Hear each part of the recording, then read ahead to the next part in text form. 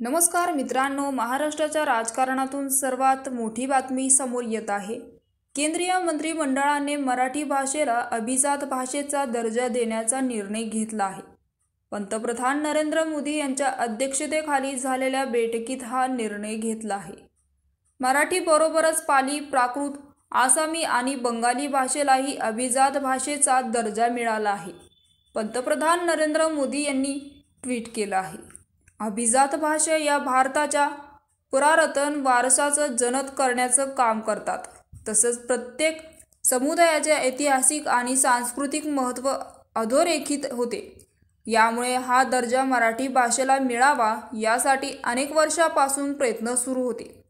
तर मित्रांनो, यावरती आपल्या सर्वांचे लाडके देवाभाऊ म्हणजे देवेंद्र फडणवीस यांची प्रतिक्रिया काय आहे बघूयात। माननीय प्रधानमंत्री नरेंद्र मोदीजी आणि संपूर्ण केंद्र सरकारचे मी मनापासून आभार मानतो की इतक्या वर्षाची मागणी मराठी भाषेला अभिजात भाषेचा दर्जा द्या, ही मागणी माननीय मोदीजींनी आणि मंत्रिमंडळाने मान्य केली आणि आजपासून आपली मराठी भाषा ही अभिजात भाषा म्हणून गणली जाणार आहे।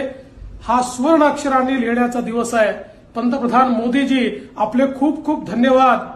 महाराष्ट्र सरकारने मी मुख्यमंत्री असताना आणि आता देखील माननीय एकनाथराव शिंदेजींच्या नेतृत्वात सातत्याने पाठपुरावा केला, प्रयत्न केला, पुरावे दिले आणि आज हे सगळे पुरावे मान्य होत मराठी भाषा ही अभिजात भाषा झाली आहे। महाराष्ट्राच्या 12 कोटी जनतेच्या वतीनं आणि जगभरातल्या मराठी माणसाच्या वतीनं मी पंतप्रधान मोदीजींचे मनापासून आभार मानतो।